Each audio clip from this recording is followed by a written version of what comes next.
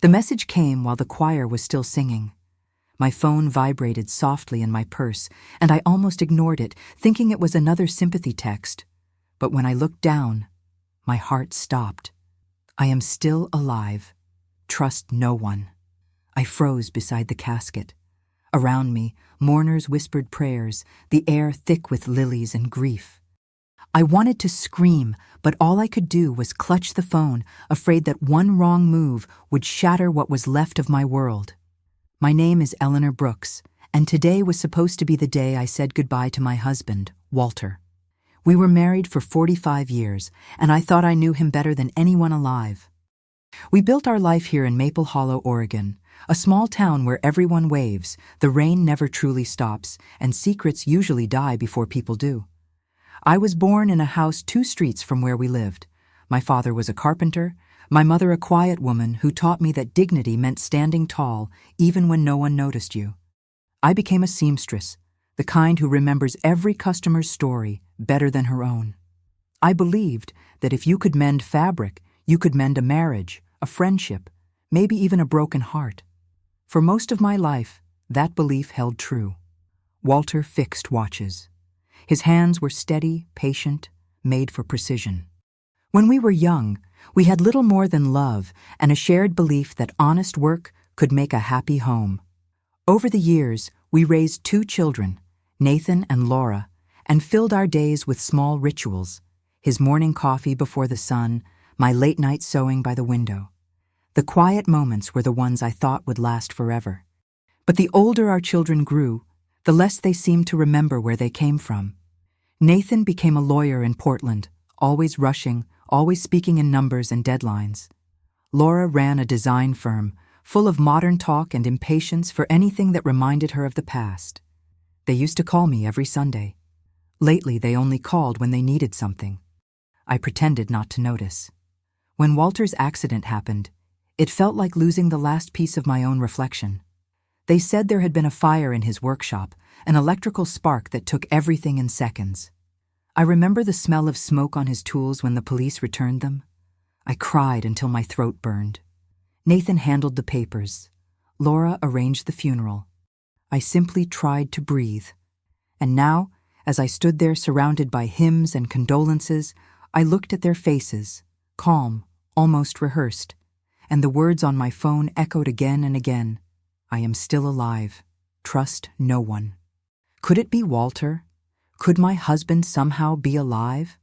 Or was this a cruel joke from someone who knew too much? I felt something heavy settle inside me, a kind of fear I'd never known before. The kind that whispers, you might be the last one who doesn't know the truth. After the service, I slipped away quietly, leaving Nathan and Laura to greet the guests. I walked home under a gray sky, holding my purse close, afraid the phone would ring again. It didn't. Not that day, but the message burned in my mind like a secret too sharp to touch. That night, I couldn't sleep. Every sound in the house felt different, every shadow too alive. I kept thinking about Walter's hands, his voice, the way he always said, time tells the truth if you wait long enough. Maybe time was about to tell me something I wasn't ready to hear. Tell me in the comments, where are you watching from? I love hearing how far these stories travel. That night, I sat at the kitchen table long after the clock struck midnight, staring at the pale reflection of my face in the window. The house felt too quiet, too clean, as if Walter's absence had scrubbed away the sound of life itself.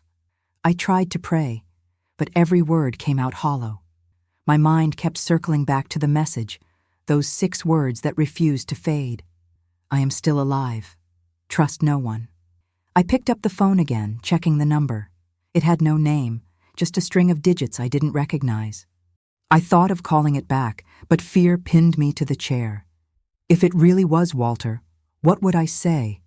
And if it wasn't, what kind of person would send a message like that to a grieving woman? I remembered how calm Nathan and Laura had been at the funeral. They hadn't shed a tear. Nathan's speech was polished, the kind of thing you rehearse for a courtroom, not your father's grave. Laura kept checking her watch, whispering to a man I didn't know. Maybe that was just how people grieved now, efficiently, quietly. Or maybe it was something else. The next morning, I walked into Walter's workshop for the first time since the fire. The air still smelled faintly of smoke and metal. The walls were blackened in places, but his workbench had survived, scarred but solid. I touched the surface, tracing the burn marks with my fingers. The sight of his tools, the tiny screwdrivers, the magnifying glasses, the half-fixed clock, hit me harder than the coffin had. For 45 years, this was where he spent his days, humming to old jazz tunes while time ticked around him. I used to bring him coffee and stand in the doorway, teasing him for talking to the clocks. He'd smile and say, "They talk back, Ellie. You just have to listen long enough." I found his notebook under a pile of soot-covered papers. The edges were singed, but most of the pages were intact. I turned through sketches, names of clients, orders for repairs. Then, near the back, a page caught my eye. One word written in Walter's careful handwriting: insurance. Beneath it, a number I didn't recognize, and the name Nathan. My stomach tightened. Walter hated paperwork. He would never write down anything like that unless it mattered. I stared at the word until my eyes blurred. Maybe it was nothing. Maybe it was everything. Later that day, Laura came by, dressed too nicely for a daughter visiting her widowed mother. She looked around the house like she was inspecting it. "Mom," she said softly, "you should think about selling this place. It's too big for you now." Her tone was gentle, but her eyes were sharp. "I'm not going anywhere," I said. She sighed, patting my hand like I was a child. "It's not safe here. Too many memories." She didn't stay long, just long enough to remind me that Nathan would handle all the financial matters. I nodded, pretending to agree, though every instinct screamed otherwise. When she left, I watched her drive away and noticed she hadn't parked in the driveway but across the street, near the mailbox, like she didn't want her car seen here for long. That evening, I walked the length of the workshop again, listening for something familiar in the silence. I found Walter's old radio under a tarp. When I turned it on, static filled the air. Then, for just a second, the static cleared, and I thought I heard a voice, a low whisper that sounded like my name. It could have been my imagination, or it could have been him. I turned off the radio and pressed my palms together, whispering into the dark, "Walter, if you're out there, please tell me what to do."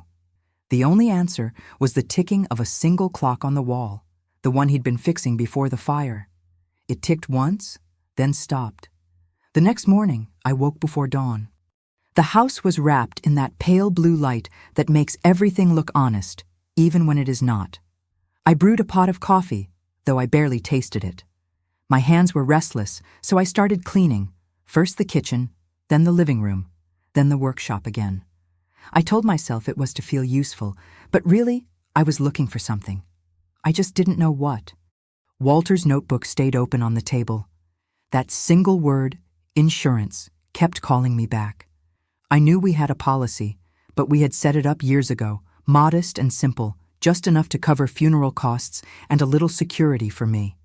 The number written next to Nathan's name didn't match anything I remembered. I went to Walter's old desk, the one he used for bills and repairs. The drawers were organized, as always. Pens, receipts, bits of string, old envelopes. Then, in the bottom drawer, under a loose board, I found an envelope sealed with tape. My name was written across it in Walter's handwriting. For a moment, I couldn't breathe. My fingers trembled as I peeled it open. Inside were several receipts, 2 photocopies of documents, and a single flash drive. One of the receipts was from a private investigation firm in Portland. The name printed at the top was Victor Hale Investigations. Walter had been hiding something. My first instinct was to call Nathan, but then the words from that message echoed in my mind again. Trust no one.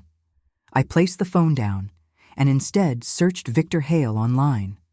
The number was still listed. I hesitated, heart pounding, then dialed.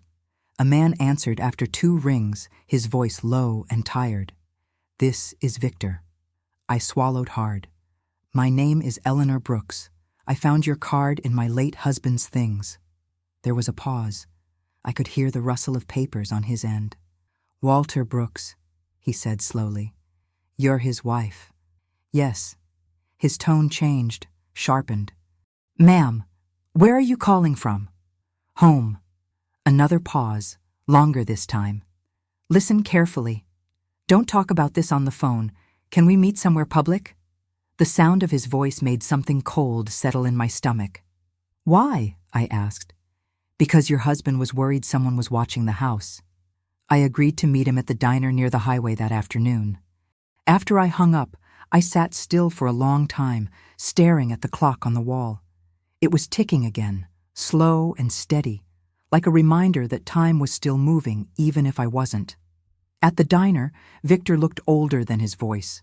Gray stubble, tired eyes, a man who had seen too much. He didn't waste time. "Walter hired me 6 months ago," he said, stirring his coffee. "He wanted me to check on some financial transfers connected to your son, Nathan. He thought money was being moved without his knowledge." I felt the world tilt again. "You're saying my son was stealing from his father?" "I'm saying your husband suspected it, and he was right to." He slid a folder across the table. Inside were copies of bank records, insurance forms, and a handwritten note from Walter. "If anything happens to me, this is the proof." I stared at the papers, my throat tight. "But he's dead," I whispered. Victor shook his head. He told me he was afraid he wouldn't make it to the end of the month. Then he stopped answering my calls.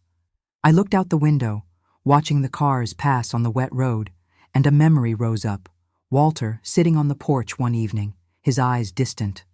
He had said, almost to himself, "Sometimes family can turn into strangers when money speaks louder than love." I had laughed it off then. I wish I hadn't. Victor leaned forward. "If you got a message saying he's alive, don't ignore it. Someone wanted you to know. Someone wanted you to stay quiet, too." I didn't answer. My heart was pounding so loud I could barely hear him.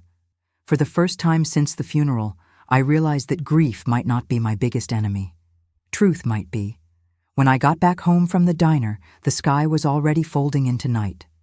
The rain had started again, soft at first, then heavier, washing the world in gray. I locked the door behind me and leaned against it, my heart still racing from everything Victor had told me. I kept seeing Walter's handwriting in my mind, that note that ended with the words, "If anything happens to me." I turned on every light in the house. The brightness made the silence worse. Every creak in the floor felt like a whisper. I walked through each room slowly, checking windows, corners, shadows. I knew how it sounded, an old woman jumping at ghosts, but fear has a way of making even the familiar look dangerous. In the living room, I found Walter's jacket hanging on the back of the chair. I pressed my face against the fabric. It still smelled faintly of tobacco and soap. I whispered his name into the empty air, not expecting an answer. But the clock on the wall ticked twice, then stopped again, like it was listening. I sat at the kitchen table and spread out Victor's folder. The documents looked innocent enough, bank statements, letters, signatures, but when I traced the dates, something leapt out at me. 2 weeks before the fire, Walter had added Nathan as a secondary beneficiary on the insurance policy. The handwriting wasn't his. I knew my husband's letters the way I knew his heartbeat. This signature was forged. My stomach twisted. I looked toward the phone on the counter. Should I call the police? Or would they think I'd lost my mind? I imagined Nathan shaking his head, Laura looking embarrassed, whispering to each other that grief was making me paranoid. A sudden thump came from the porch. I froze, then another. I reached for the curtain and peeked outside. Nothing but rain and darkness. I told myself it was the wind, though my pulse didn't believe me. The next morning, I woke to the sound of a car engine idling outside. When I opened the curtain, a black sedan sat across the street. No one got out. The windows were tinted, the wipers moving rhythmically in the drizzle. It stayed there for nearly an hour before driving away. I tried to tell myself it was coincidence, but every instinct screamed otherwise. Walter had said someone was watching the house. Now I could feel it too. I spent the rest of the morning searching through the workshop again, desperate to find anything else he might have hidden. Beneath a stack of newspapers, I found a small wooden box, the kind Walter used for clock parts. Inside was a flash drive wrapped in a piece of cloth. My hands shook as I plugged it into the old laptop on his desk. A folder opened with 3 files, audio recordings. I clicked the first one. Walter's voice filled the room, tired but steady. "If you're hearing this, Ellie, it means I couldn't stop them. Nathan's been making deals behind my back. He's not alone. I don't know how deep it goes. Just don't trust anyone until you've talked to Victor." I pressed pause, my throat tightening. The message was real. Walter had known something was coming. He had tried to warn me. I clicked the second file. There were muffled voices, Nathan's voice, unmistakable, arguing with someone. I couldn't make out the words, only the anger. I felt sick listening to my son sound like a stranger. Then came the third recording. A different voice spoke, lower, almost calm. "Make sure it looks like an accident." The sound of my own scream startled me. I slammed the laptop shut and stumbled backward. My knees went weak, and I gripped the edge of the table to keep from falling. For the first time, I realized I wasn't just uncovering the truth. I was walking straight into something dangerous, something that might already be watching me from the shadows outside that rain-soaked window. The morning after I found the recordings, I sat by the window, watching the fog roll across Maple Hollow like a curtain closing on the world. I had barely slept. Every time I closed my eyes, I heard that voice again, calm, certain, saying, "Make sure it looks like an accident." I made myself a cup of coffee, though my hands trembled so much most of it spilled. The phone rang once. I didn't move. When the second ring came, I forced myself to answer. It was Victor Hale. "I need to see you," he said. His voice was sharper this time, urgent. Something new came up. We met at the same diner near the highway. The waitress recognized me now, brought my coffee without asking. Victor sat across from me, unshaven, his eyes scanning the windows before he spoke. "I checked the fire report again," he said. "The cause wasn't electrical like the police claimed. The wiring was fine. What killed your husband wasn't fire. It was methanol poisoning." I stared at him. "Poisoning?" He nodded slowly. "Someone made sure the fire would cover it up. But your husband didn't die from the flames, Eleanor. He was already gone before they started." The words hit me like a weight to the chest. I pressed a hand against my heart, trying to breathe. Then the person who sent that message, if it wasn't Walter, maybe it was someone who knew what he'd uncovered, Victor said. Someone trying to protect you, or scare you into silence. I sat there in stunned silence while rain streaked down the window. Behind us, a truck rumbled by, its headlights flashing across the booth. For a second, I thought I saw a car parked across the street, the same black sedan from before. When I blinked, it was gone. Victor leaned forward. "Listen to me carefully. Don't talk to your children about this yet. Not until we're sure who else is involved. You're not safe." That night, I triple-locked the doors. I placed Walter's box and the flash drive inside the oven, the one place I knew no one would look. I moved through the house slowly, every sound amplified, the hum of the refrigerator, the faint creak of the hallway floorboards, the soft ticking of that broken clock. Around midnight, I heard a knock. Just one, then silence. I waited, barely breathing. It came again, 3 sharp knocks this time. My first thought was Victor, but then I saw the outline of a figure through the curtain. Too tall, too still. I didn't move. I just stood there in the dark, clutching Walter's old wrench like it was a weapon. After a few minutes, the figure turned and walked away. I waited until the sound of footsteps disappeared before I dared breathe again. When dawn came, I checked the porch. Nothing but wet footprints leading to the edge of the yard. Whoever it was hadn't come to comfort me. They had come to warn me. Later that morning, Nathan called. His voice was smooth, distant. "Mom, Laura and I want to go over some paperwork about Dad's estate. I'll stop by tonight." My heart pounded. "That's not necessary, Nathan. I'd rather not talk about money right now." He paused, and for the first time, his tone changed. Harder, colder. "Mom, you need to trust us. We're trying to take care of you." The irony almost made me laugh. Trust no one. After we hung up, I sat by the window again, the town still half covered in fog. Somewhere beneath that quiet sky, the truth was waiting, heavy, ugly, and close. I had no idea what I would find next, but I knew this much. Whatever Walter had discovered, it hadn't died with him. And neither, I suspected, had his enemies. By the time Nathan's car pulled into the driveway that evening, the sun was long gone. The porch light cast a pale circle on the wet pavement, and I could see his shadow through the curtain before he even knocked. I almost didn't answer. But curiosity and fear pulled me to the door.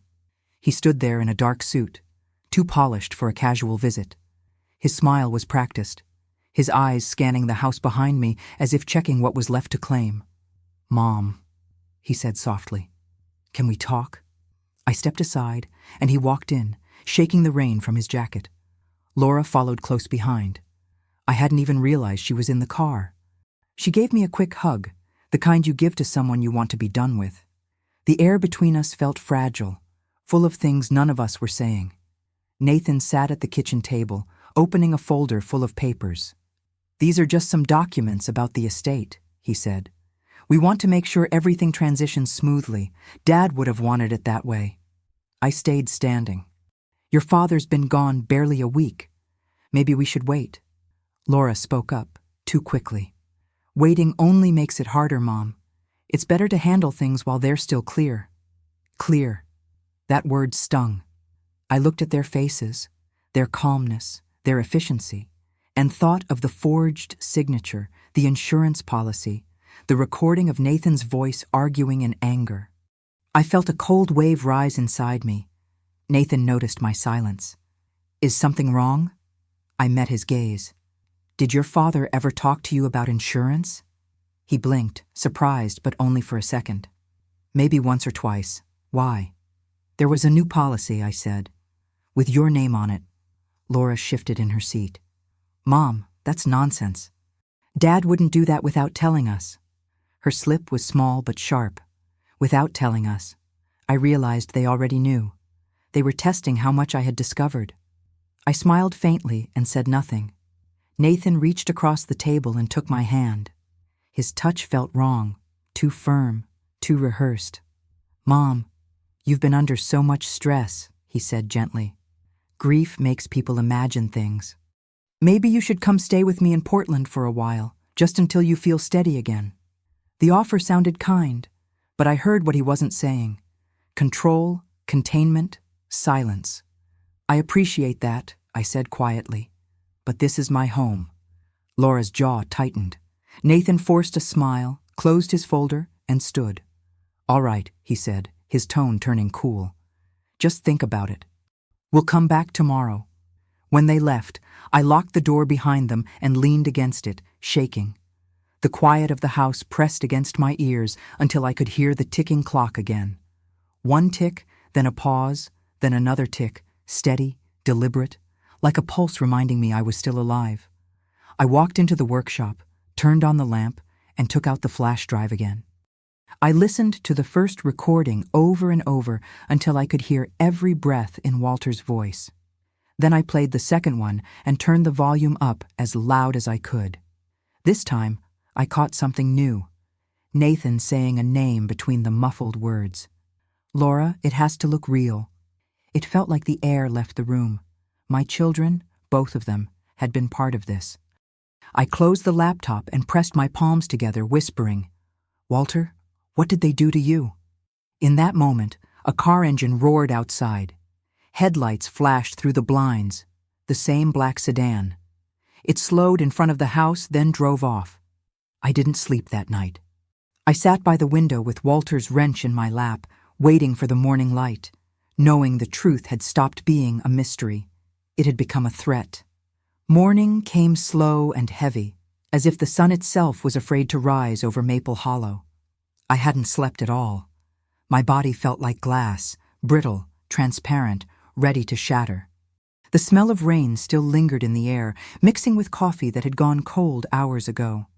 I sat at the kitchen table staring at the folder Nathan had left, every page a silent threat. I knew they were coming back. That's what he said before leaving. Tomorrow. So I spent the morning preparing. Not for their visit, but for truth. I called Victor Hale again. His voice was tight when he answered. "Eleanor, where are you?"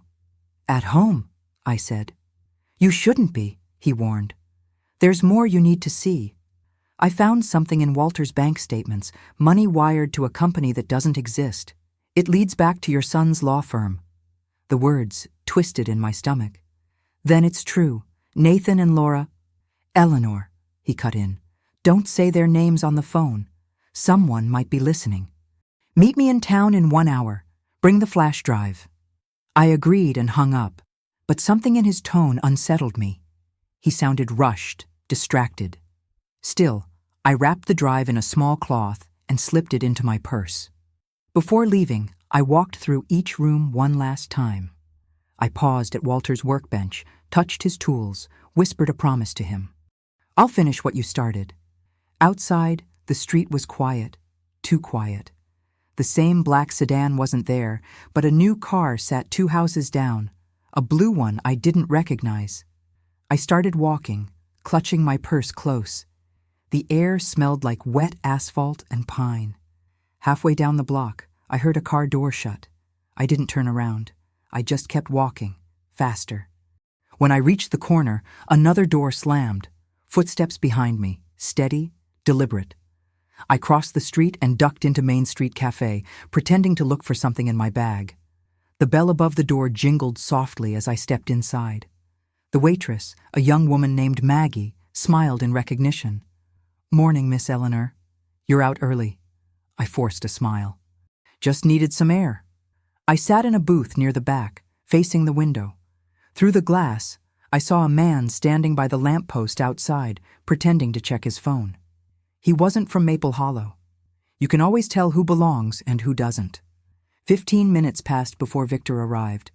He slid into the seat across from me, rain dripping from his coat. "You have it?" he asked quietly. I nodded, handing him the wrapped drive. He tucked it into his jacket, glancing over his shoulder. His eyes looked darker than before, worried. "There's more going on than we thought," he said. "Your husband uncovered a connection between Nathan's firm and a shell company overseas. It's tied to fraudulent insurance claims." I felt the blood drain from my face. "So they killed him for money." "Looks that way. But there's someone else involved. Someone higher." Before I could ask who, Victor's phone buzzed. He checked the screen, frowned, then slipped it back into his pocket. "We should talk somewhere private," he said. "I'll drive you home." We left the cafe together. As we stepped into the rain, I glanced across the street. The man by the lamppost was gone. My skin prickled. Victor's car was parked around the corner. As I opened the passenger door, I noticed a folded newspaper on the seat. The headline made my chest tighten. "Local Fire Investigation Reopened." There was a picture of Walter's workshop, smoke curling into the sky. Victor started the engine. "This is good news," he said. "It means the police are looking again. Maybe we won't have to fight this alone." I wanted to believe him. I really did. But as the car moved through the wet streets, I couldn't shake the feeling that someone was following us. Every mirror showed the same thing, a shadow behind us, always at a distance, never too close. When we reached my house, Victor told me to stay inside, lock the doors, and wait for his call. I promised I would. But as I watched him drive away, the streetlights flickered, and I noticed a piece of paper stuck in my front door. My hands shook as I unfolded it. 6 words written in black ink. "You should have stayed quiet, Eleanor." The paper slipped from my hands and drifted to the floor like an autumn leaf. For a long time, I just stared at it, unable to breathe. The handwriting wasn't Walter's. It was sharp, slanted, impatient. Whoever wrote it knew my name, knew where I lived, and knew that I wasn't staying quiet anymore. I locked every door, every window, then sat on the edge of my bed, listening to the house breathe around me. The storm outside had deepened. The wind scraped against the siding like fingernails. The old maple tree in the yard thrashed in the wind, its branches clawing at the roof. Fear is strange. It sharpens the senses. I could hear every sound, every drip, every sigh of the wood. When the floor creaked in the hallway, I almost screamed. But it was just the wind pushing at the doorframe. I laughed, a shaky sound that didn't feel like mine. I couldn't stay still. I turned on the radio, needing to hear another human voice. The static filled the room, then broke into a soft melody from the 70s, Walter's favorite song. My throat tightened. I turned it off. Silence felt safer than ghosts. I called Victor's number. No answer. I tried again. Nothing. Panic began to crawl under my skin. He had left only 30 minutes ago. He couldn't just vanish. I went to the front window and looked outside. The street was empty except for a single car parked under the flickering streetlight. The same black sedan. It hadn't left after all. I grabbed the phone again and called the local police. A calm female voice answered, took my name, my address, and promised to send a patrol car. I thanked her, but part of me didn't believe anyone was coming. Then I remembered the flash drive. I had given it to Victor. All the evidence, Walter's voice, Nathan's confession, the proof, gone with him. I needed a copy. I searched Walter's desk again, hoping he had hidden another. That's when I noticed a false panel behind the bottom drawer. I pried it open with a screwdriver and found a small leather notebook. Inside, pages covered in Walter's handwriting. The last entry was dated the night before the fire. If anything happens to me, Ellie, don't let them silence you. The truth will find you if you look under the light. Under the light. I looked around the workshop. The only light fixture was an old desk lamp, its shade dented and stained. I unscrewed the bulb carefully, and there, tucked inside the metal socket, was a small folded paper. I opened it with trembling hands. It was a photograph. Nathan and Laura standing in front of Walter's workshop with another man. Tall, unfamiliar, wearing a dark coat. His face was half turned, but even in the faded image, I could see the glint of recognition. I'd seen that man before. He was the one from the lamppost, the one watching me. The phone rang. I jumped so hard I nearly dropped the photo. I answered on the second ring. It was Victor. His voice was hoarse, urgent. "Eleanor, don't stay there. Someone followed us. I think they know I have the files." "Where are you?" I asked. His voice cut off in a burst of static, then a sound like metal crunching. A crash. Silence. "Victor," I shouted into the phone, but the line was dead. My knees went weak. I stood there, gripping the receiver, listening to the dial tone. Outside, a flash of headlights swept across the window. The sedan had pulled into the driveway. I backed away from the glass, heart pounding. Whoever had written that note wasn't just threatening me anymore. They were here. The doorknob rattled once, then stopped. I held my breath, clutching Walter's wrench in both hands.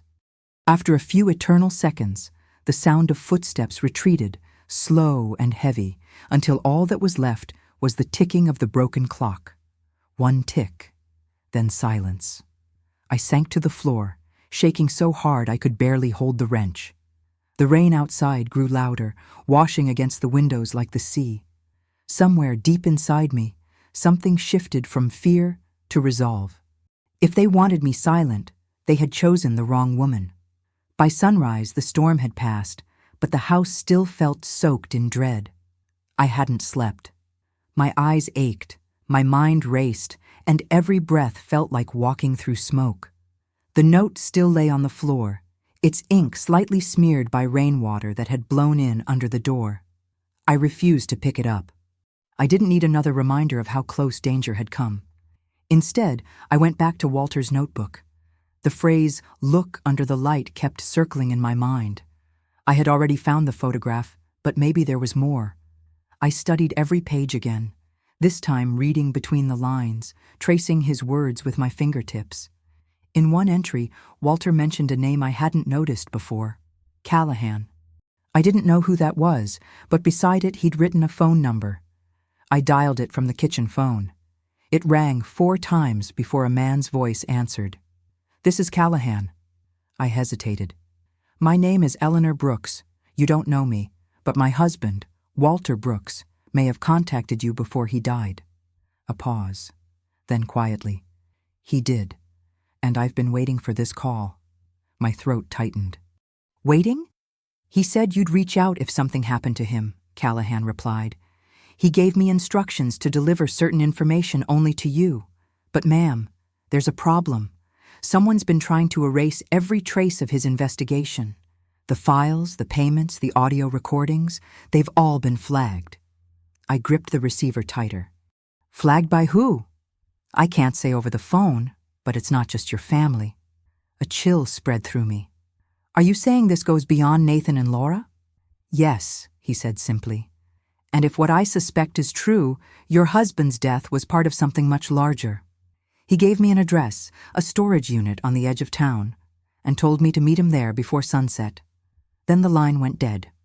I stared at the receiver for a long time before setting it down. Outside, the morning light spilled across the yard, deceptively calm.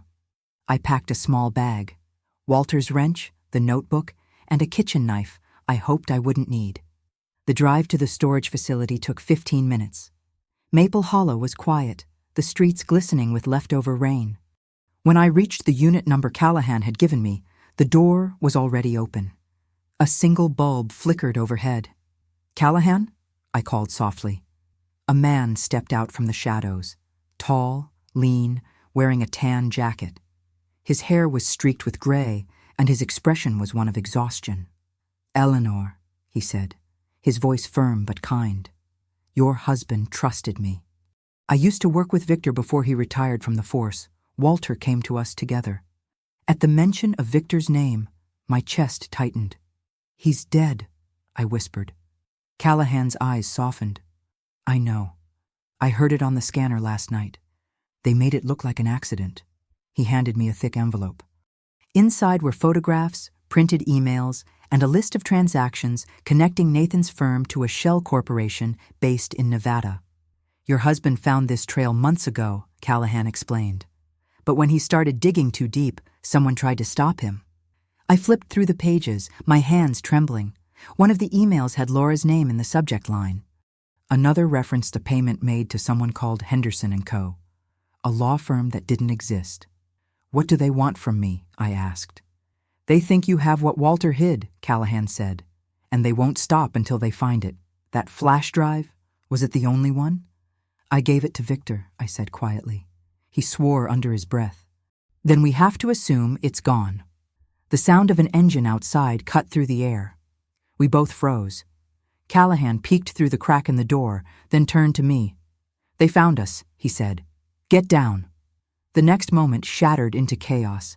Tires screeching, footsteps pounding, a man's voice shouting. Callahan grabbed my arm and pulled me behind a stack of boxes just as the door burst open. 3 men stormed in, all wearing dark coats. I couldn't see their faces, but one of them carried a crowbar. Callahan whispered, "When I say run, head for the side exit." Before I could answer, one of the men kicked over a box, scattering papers across the floor. "Search everything," he barked. "She's here." My breath caught. The realization hit me like a blow. They weren't after Callahan. They were after me. Callahan's hand tightened around my wrist. His whisper cut through the darkness. Now. We ran. Our footsteps echoed down the narrow corridor, past rows of metal doors and the smell of oil and rust. Behind us, shouts erupted. A gunshot cracked through the air, the sound ringing off the concrete walls. I stumbled, but Callahan pulled me forward, his grip steady and urgent. We burst through the side exit into the open night. Rain had started again, cold and relentless. Callahan pushed me toward his car parked at the edge of the lot. "Get in!" he shouted.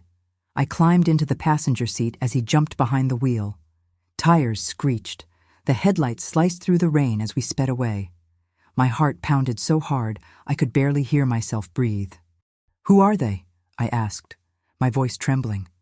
"People who don't want the truth out," he said. "And they're not working alone. Your husband was right. This goes higher than your kids." I stared out the window, the dark forest blurring past. "Nathan and Laura were involved," I said. "I heard their voices. They knew what was happening." He nodded grimly. "They were the bait. Someone used them to get to Walter, and now, to you." The words hit harder than the wind. "Used them?" I repeated. You mean they didn't act alone? Maybe not by choice, Callahan said. Your husband uncovered a network of fraudulent insurance claims. The shell company was just one piece. There's a man behind it, goes by Henderson, though that's not his real name. Walter was getting close to exposing him when the fire happened. My pulse raced. And now, he's after me. Callahan didn't answer. He kept driving, eyes on the mirror. When he finally spoke, his voice was low. We'll stop at my cabin outside town. It's safe there, at least for a few hours. We reached the cabin near dawn. It was small, tucked behind tall pines, the kind of place that belonged to another time. Inside, it smelled like wood smoke and coffee grounds. Callahan handed me a blanket and poured me a cup of water. My hands shook so badly it nearly spilled. He sat across from me at the table. There's something you need to see. He pulled a small flash drive from his jacket pocket. I made a copy of what Victor had before he died. My heart leapt. How did you— He sent it to me the night he was killed, Callahan said. He must have known they were closing in. He plugged it into his laptop, and Walter's voice filled the room again. I closed my eyes as the sound wrapped around me. If you're hearing this, Ellie, it means I couldn't stop them. I'm sorry for what's coming. They're after the policy. The money isn't what they want. It's the access it gives them. They're using the company as a front. Trust your instincts, Ellie. You always saw the truth before I did. I felt tears slip down my cheeks. He knew, I whispered. He knew, and he still tried to protect me. Callahan leaned back, rubbing his temple. Your husband was brave, but he didn't realize how deep it went. Henderson's people control half the financial board in this county. They're not afraid to kill to keep it that way. The sound of an approaching engine made us both freeze. Callahan moved to the window, peering through the curtain. A black sedan rolled slowly down the dirt road. They found us again, he said. We have to move.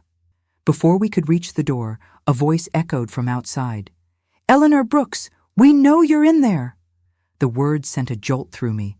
My name, my house, my life, all stripped of safety. Callahan motioned toward the back. There's a path through the trees. Go now, don't look back. I grabbed the notebook and ran. The cold air hit me like a slap, the pine needles crunching under my shoes. Behind me, shouts, another gunshot, and then the crackle of flames. When I reached the ridge, I turned around just once. The cabin was on fire, smoke curling into the sky like a signal. I didn't know if Callahan made it out. All I knew was that I had lost another ally, and I was running out of time. I ran until the sound of my own breath drowned out everything else. My shoes slipped in the mud, branches tore at my coat, but I didn't stop. The smell of smoke still clung to my hair, carried by the wind from the burning cabin behind me. Each gust felt like a whisper from Walter, telling me to keep going, to survive just a little longer. When the trees thinned, I found myself on the edge of the old highway that cut through Maple Hollow. The first light of dawn crept over the hills, washing the road in silver. My legs ached. My heart hammered. I was alive, but barely. A car approached in the distance, headlights flashing through the mist. I crouched behind a mailbox, terrified it might be the sedan again. But as it passed, I saw the familiar blue of a police cruiser. For a moment, I considered waving it down. Then I remembered Victor's warning and Callahan's last words. It goes higher than you think. I couldn't trust anyone. Not yet. I walked for nearly an hour before reaching a gas station on the outskirts of town. My reflection in the window startled me. Hair wild, face pale, eyes full of something I barely recognized. Fear, yes. But underneath it, determination. Inside, I asked the clerk to use the restroom. I locked the door, splashed water on my face, and studied myself in the mirror. You're not done, I whispered. Not yet. I dried my hands, pulled Walter's notebook from my coat, and opened it again. Near the back, I noticed faint impressions on the paper, as if someone had written a note on the next page and torn it out. I shaded the surface with the side of a pencil until words began to appear. Henderson meets them Thursday at Brooks' house. Midnight. My blood went cold. Thursday. That was tonight. And the place. My own house. It wasn't over. It was coming home. I left the gas station and took a cab back toward Maple Hollow. The driver didn't ask questions, and I was grateful for that. When we reached my street, I paid him double to drop me 2 blocks away. From there, I walked the rest of the way in silence. The house looked untouched, almost peaceful under the morning light. But peace was a lie now.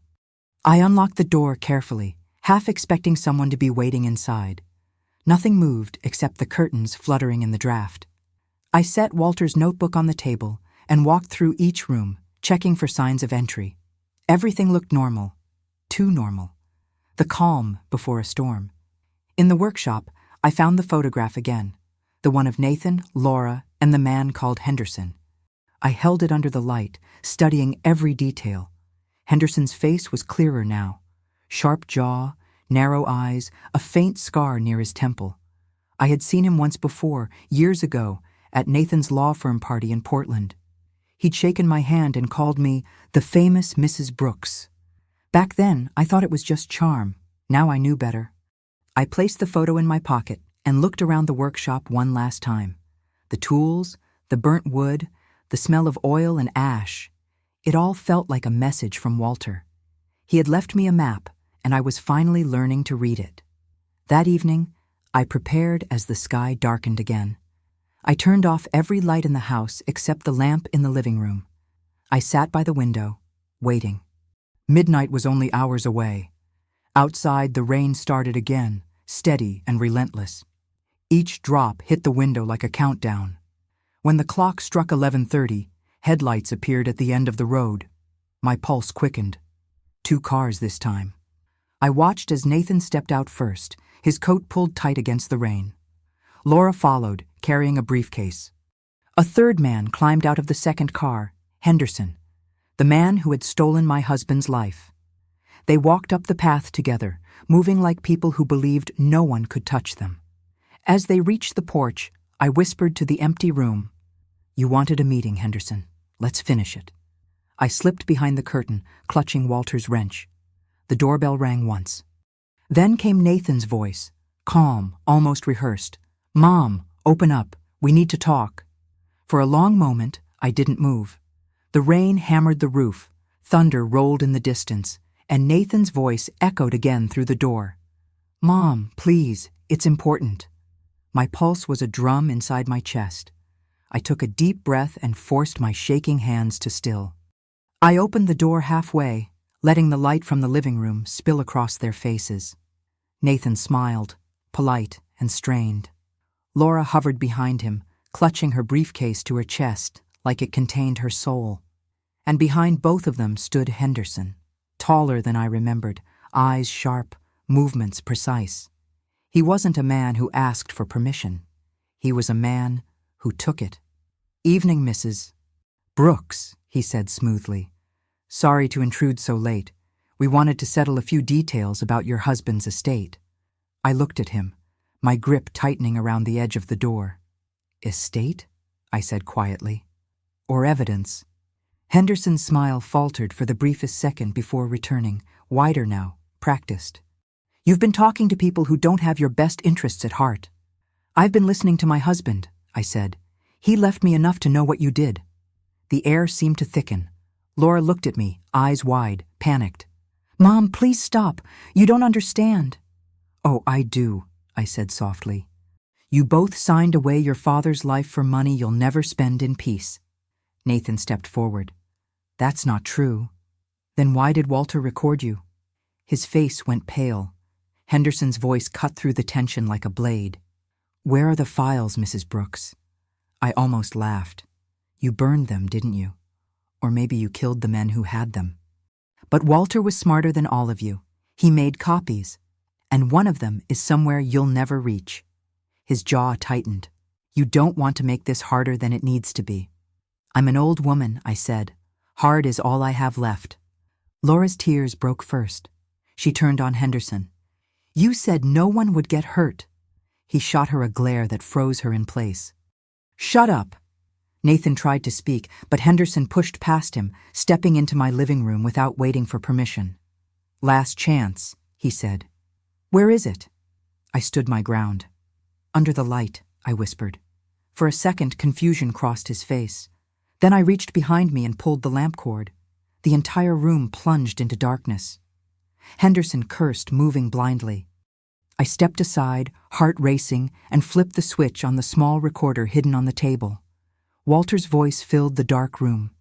"If you're hearing this, it means the people in this room are responsible for my death." Henderson froze. Nathan shouted, "What is this?" The front door burst open. Police lights flashed red and blue through the rain. 2 officers stormed in, guns raised. Henderson tried to reach for something inside his coat, but one of them grabbed him first. Nathan was shoved to the floor, Laura sobbing in the corner.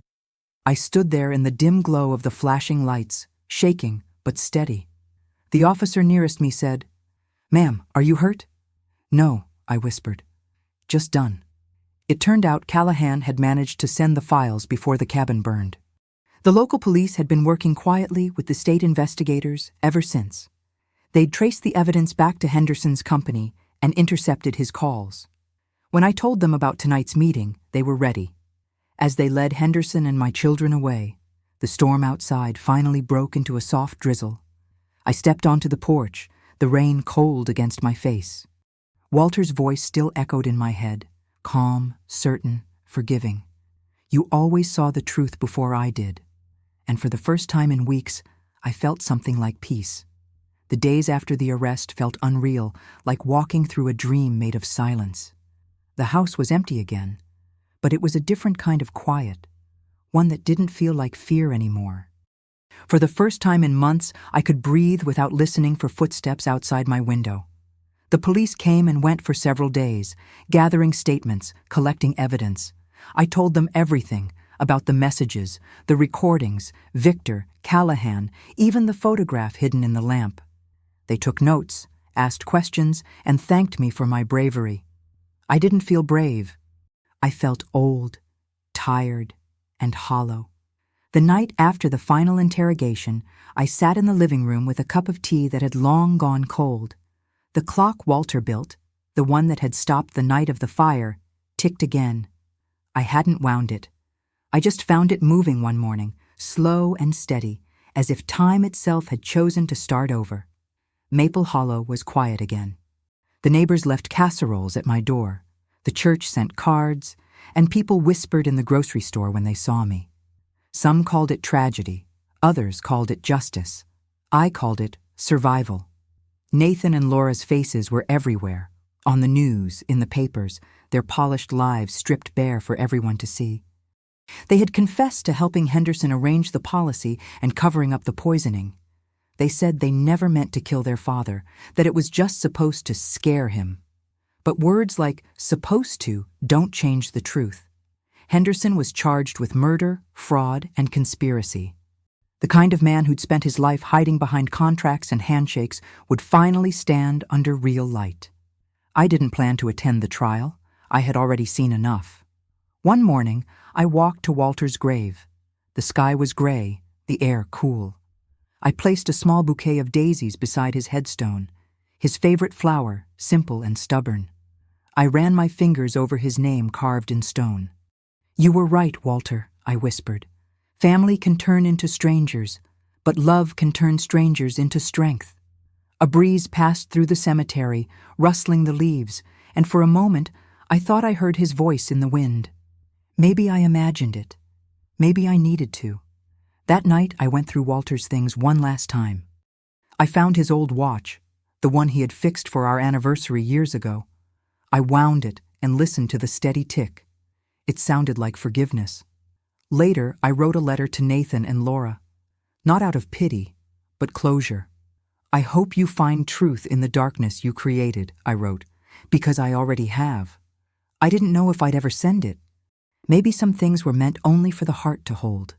Before bed, I turned off every light except the one in Walter's workshop. The glow spilled softly across the floor, golden and calm. I stood there for a while, feeling the stillness settle around me like a blanket. When I finally closed my eyes, I didn't see the fire. or the fear, or the faces of those who betrayed me. I saw Walter, smiling, holding the same white rose I'd carried at his funeral. Except this time, he wasn't leaving. I whispered into the quiet, "We made it, Walter. We finally made it." A week later, the mail arrived with an envelope that changed everything again. It was small, plain, and had no return address. My name was written in blue ink, neat, deliberate, unfamiliar. I almost threw it away. But something about the handwriting made me pause. Inside was a folded sheet of paper and a photograph.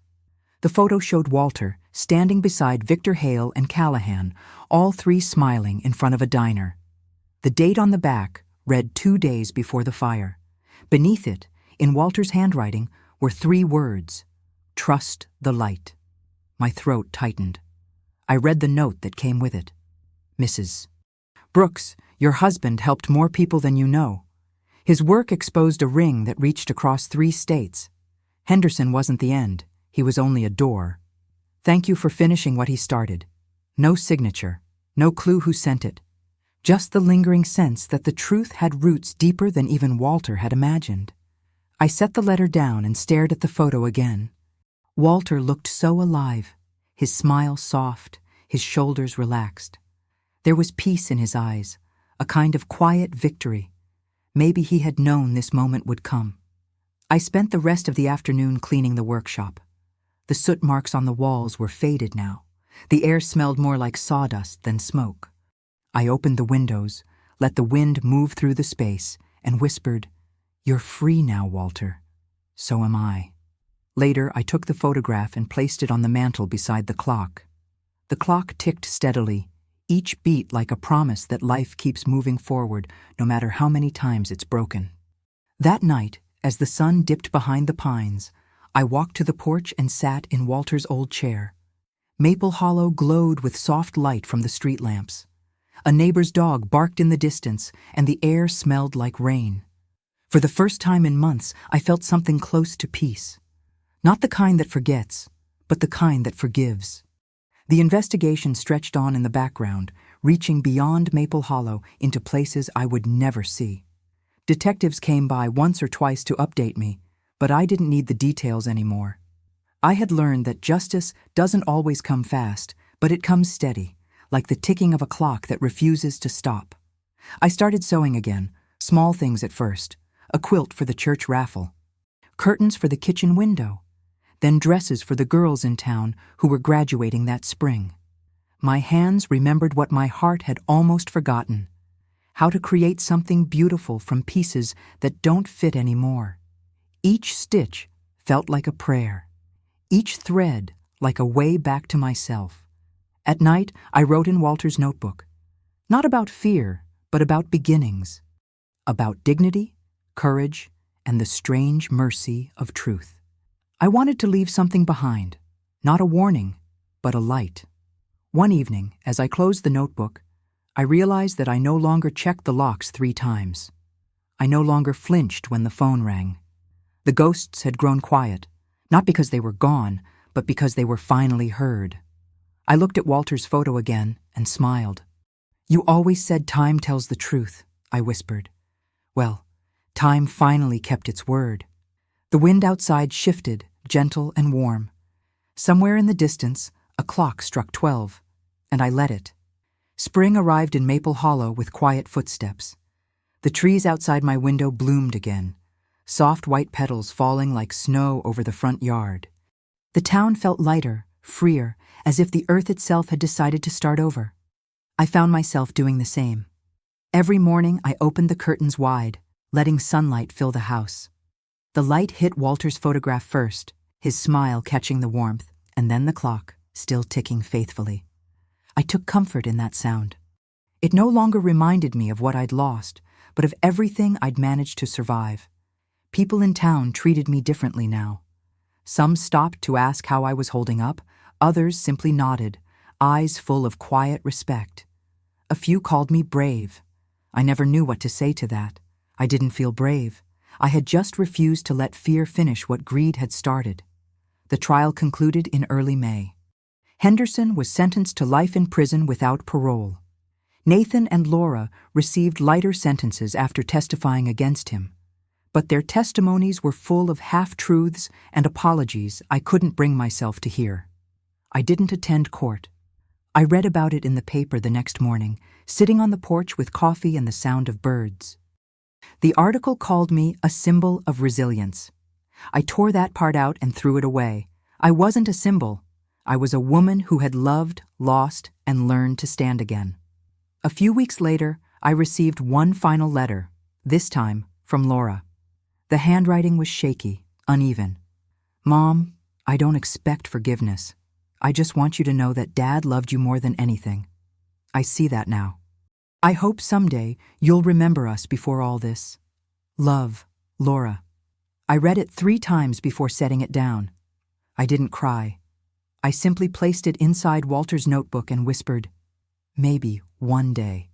That afternoon, I drove to the edge of town, to the overlook where Walter and I used to sit when life felt too heavy. I brought his ashes, what remained of them after the investigation, and scattered them over the valley. The wind carried them far, golden dust dancing in the sunlight. "Time tells the truth," I said softly. And so did you. As I stood there, a quiet peace settled over me. I thought about everything that word had come to mean: dignity, freedom, justice, re-beginning. I thought about how many women live years being treated like background characters in their own lives, until something breaks and they finally remember who they are. I smiled then, small, tired, but real. Walter's watch ticked softly against my wrist. That night, back home, I sewed one last thing: a small patchwork pillow made from scraps of his shirts and my old dresses. When I finished, I placed it on his chair in the living room, beside the clock. The rain began again outside, gentle and familiar. I sat down, closed my eyes, and listened. Not for footsteps or voices or fear, but for the rhythm of my own heart keeping time with the world. "I'm alive," I whispered into the quiet. "And I finally trust myself." When I look back now, I see 2 lives, one that ended the day of Walter's funeral, and another that began with 6 words glowing on a phone screen. I didn't know then that grief could become a compass, that fear could sharpen into clarity, or that love could survive betrayal and still come out stronger on the other side. For so long, I was the quiet one, the peacemaker, the mother who gave and gave until there was nothing left but duty. I let people treat my kindness like weakness, believing that was the price of keeping a family together. But the truth is, silence can be its own kind of abuse, the kind that wears you down until you forget who you are. Walter's death, and everything that followed, stripped me bare. It showed me the dark corners of love, the danger of blind loyalty, and the strange beauty of finally saying no. I learned that justice isn't always loud or perfect. Sometimes it's just the act of surviving with dignity. Maple Hollow has gone back to its quiet rhythm now. The town still whispers my story, but I don't mind. I walk through the market on Sundays. I tend to my small garden, and I sew dresses for girls who remind me of my younger self, bright-eyed, hopeful, unaware of how strong they'll need to be one day. There are moments when the past still visits me. The smell of smoke, the echo of Walter's voice, the sight of rain against the window. But I no longer flinch. I welcome them like old companions who remind me how far I've come. When I pass his photograph each morning, I touch the frame and whisper, "We did it." Not out of triumph, but gratitude. Because love, real love, isn't about holding on. It's about having the courage to let go and still believe in goodness. If you ask me what I've learned through all of this, I'd say it in one breath. Protect your peace, respect your heart, and never ever let anyone convince you that your voice doesn't matter. Because in the end, every truth finds its light. It just needs someone brave enough to turn the lamp back on. If this story touched your heart, please like the video and subscribe to the channel so you do not miss the next one. Tell me in the comments, where are you watching from? Your support helps keep these voices alive. And if you are ready for another powerful journey, click the story appearing on your screen right now. See you in the next life story, with love and respect.